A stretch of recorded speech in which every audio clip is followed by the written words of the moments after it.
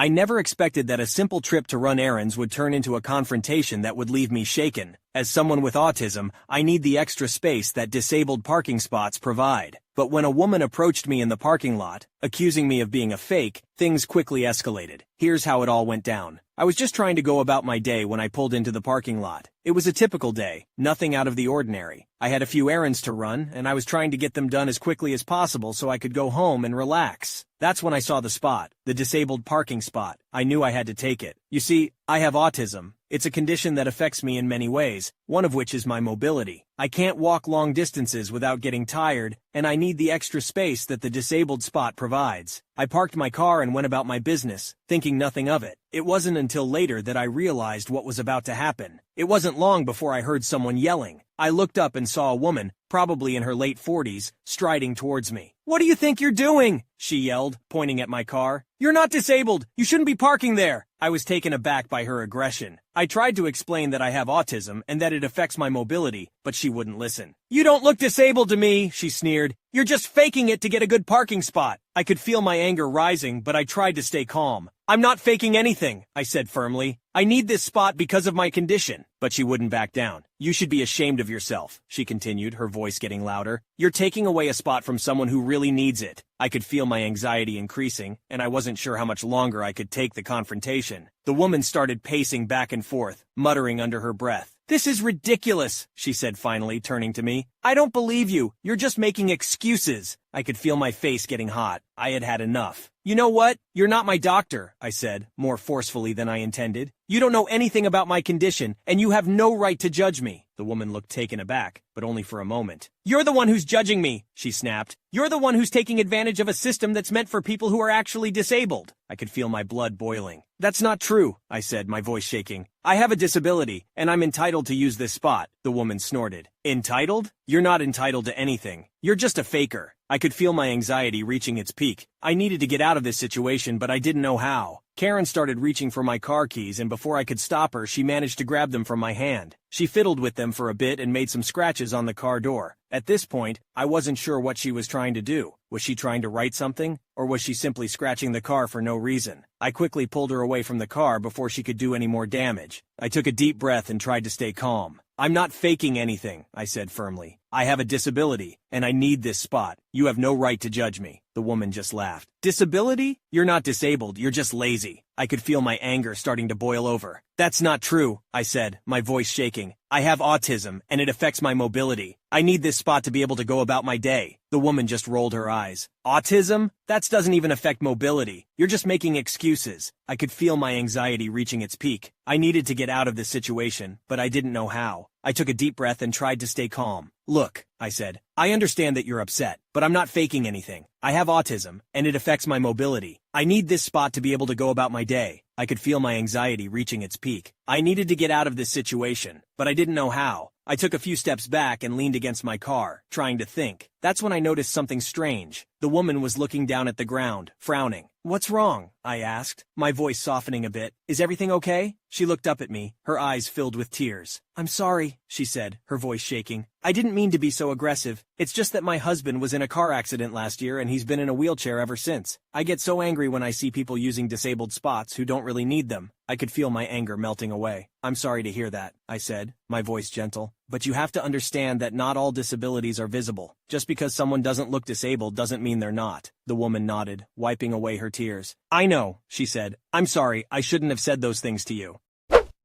It's always frustrating when people make assumptions about others without knowing their situation. Glad to see it all worked out in the end.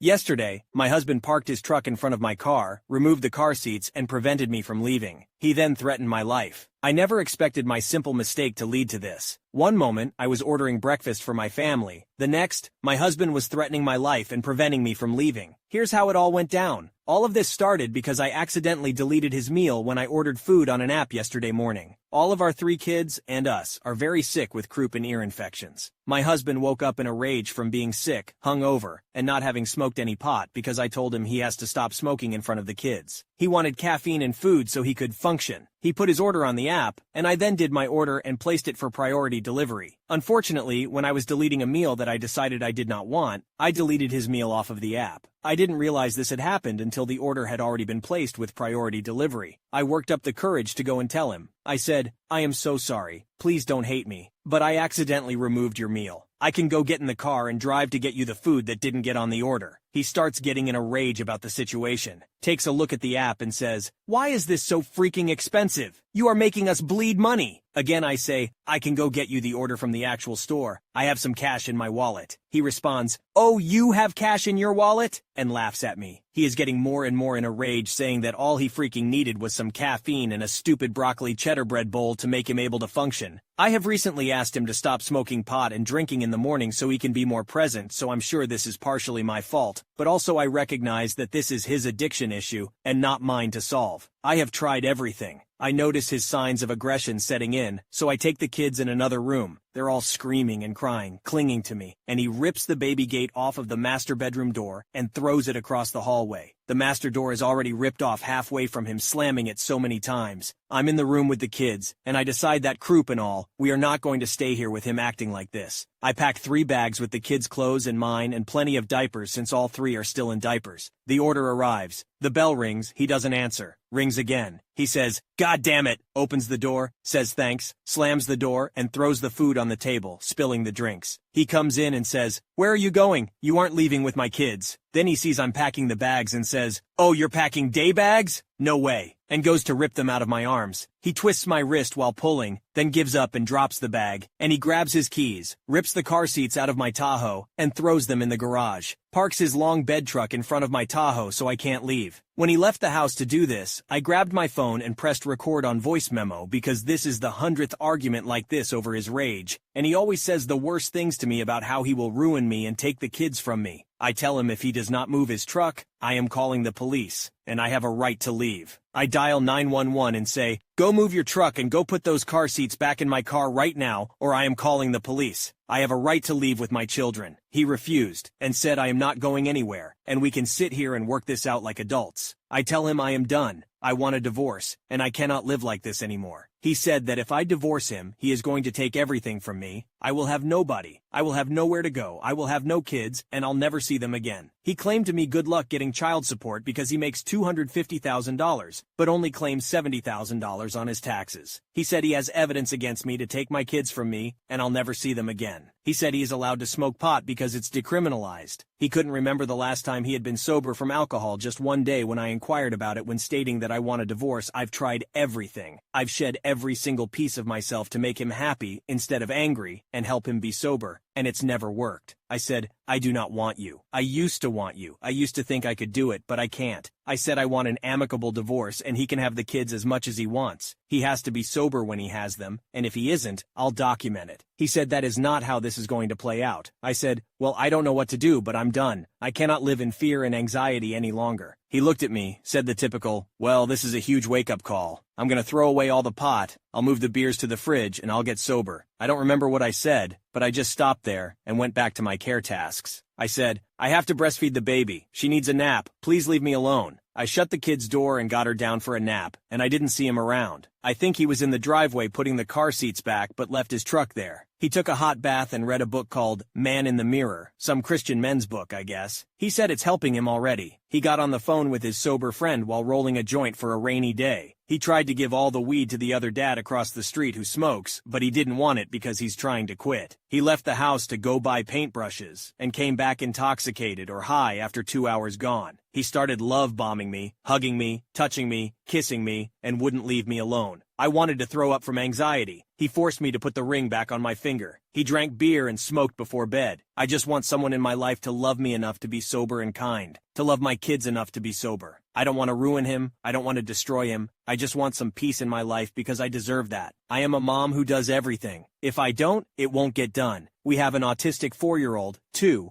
5-year-old, and a 1-year-old. Today is her birthday. I don't know what to do at this point. I'm broken, I have no job, $200 to my name, tons of bills, and no degree. My parents aren't in my life because he made me think they were the problem, and I shouldn't be close with them. We have a beautiful, modest home in the best neighborhood within walking distance to the elementary school. I live on a cul-de-sac with 5 of the best neighbors I've ever had. I've invested so much time into this life with him that I'm thinking I can just stick around and hope for the best, but maybe I'm just stressed and emotionally drained. Please help me because I don't know where to turn. A commenter gave their perspective saying, I grew up in a house just like this. Word for word you described my early childhood. The alcohol, drugs, uncontrollable rage, and then weeping apologies and broken promises. My mom left just after my 4th birthday. All I remember is screaming, thrown plates and glasses, and my dad beating my mother as she cowered over me to take it in my place. You need to get your children out. It is your job to put their needs first, and they need to be safe. They are not safe in this environment. When asked if she can stay elsewhere, OOP replied, I can go stay with his mom about 4.55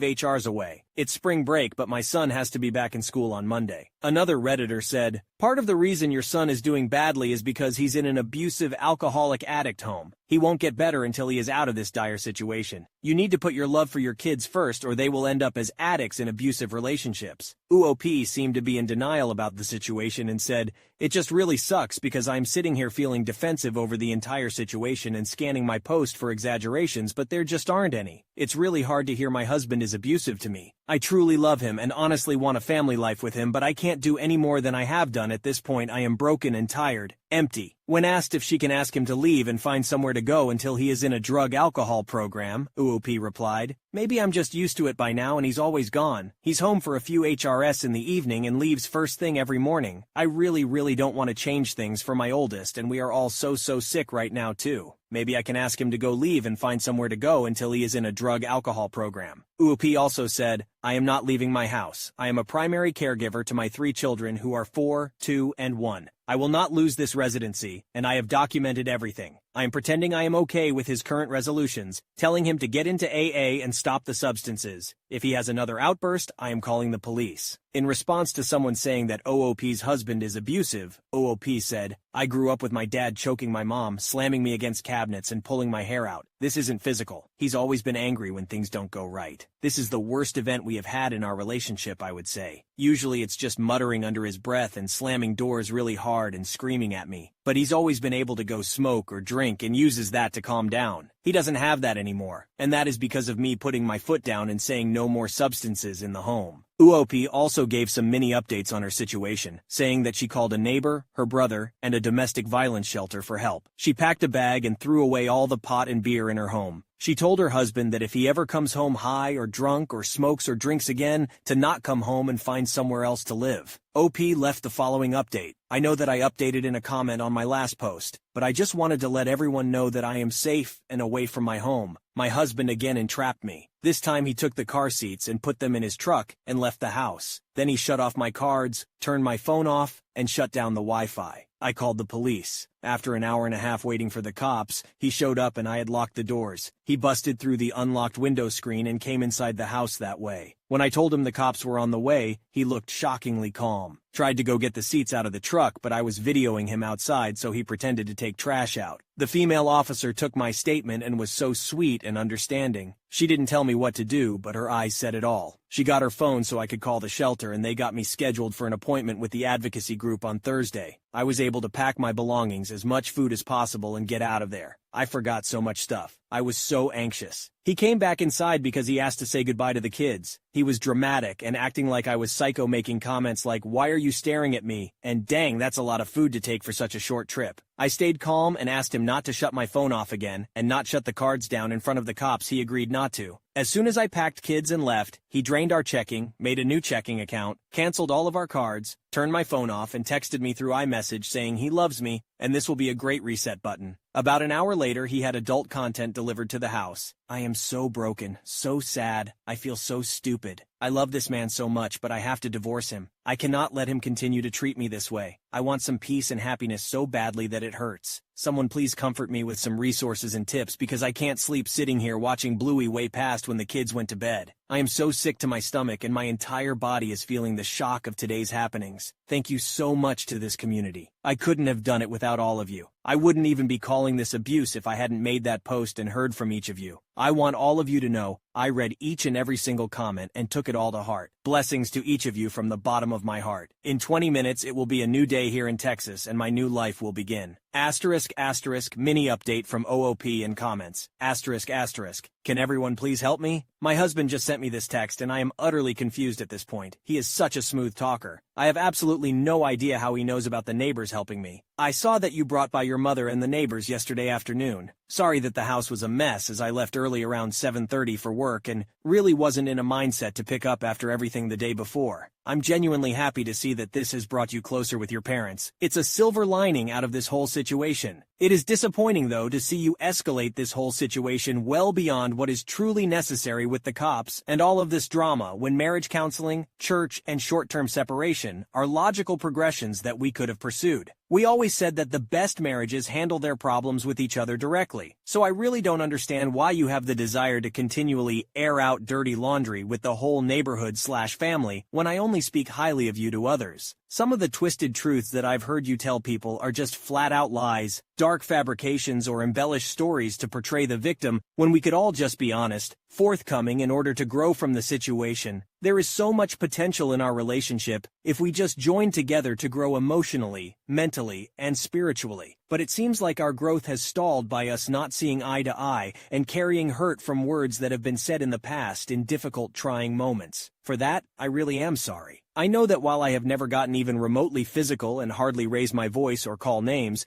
arguing or just having a conversation with me can be incredibly exhausting and tiresome. I love how you are emotionally the heart of the home. I really feel that you are my own pulse. But know that when you are frantically anxious, juggling the world on our plates feeling like it's all going to collapse, I am here in the same boat as your co-pilot. I feel the same way, and really just want to cling to you while trying to be the rock for this family, trying to keep the boat from sinking. As we both continue our paths to true sobriety, I really feel like we will become more in tune with each other, the kids and God. Daily I feel more present and in tune with my own needs and the needs of our family. With no possibility of erasing the past, I am going to give you and the kids space and time while still providing in any way I can and working on myself. I will maintain a clean house and pour myself into projects to make a real suitable home for our family, leaving an open door and always leaving a light on for any time you want to come and go as long as nothing vindictively gets stolen or goes missing. I will reconnect your phone as long as there are no further attempts to hack into our accounts, and as long as I receive at least a photo of each child every morning and night, and at least one FaceTime call with just the children for 10 minutes or more every day. I will provide payments, insurance, and maintenance on you and the children's main source of transportation in the Tahoe. I will establish your own separate checking account where I deposit $500 weekly, specifically to be used for the children's needs. This is above and beyond the Texas maximum child support limit of $2,750 a month for 3 kids. But more than the money, I just don't ever want any of you to suffer or be without. I know that with this being a new thing and everything still being raw, that seeing each other might be difficult at first, but please consider letting me see the children at least twice a week on Sundays and Wednesdays. I not only want to, and have the right to, maintain the relationship as their father, but I really would like for you to start getting a break. So disappointing that it seems like right when we were all on the cusp of things being great, I just seem to find a way to mess things up. But I hope you know how much I want the best for you, as I'm just hoping and praying that all of this is temporary. You are my best friend, my wife, and my life partner. I will always love you. I will, and I'm going to be better. OP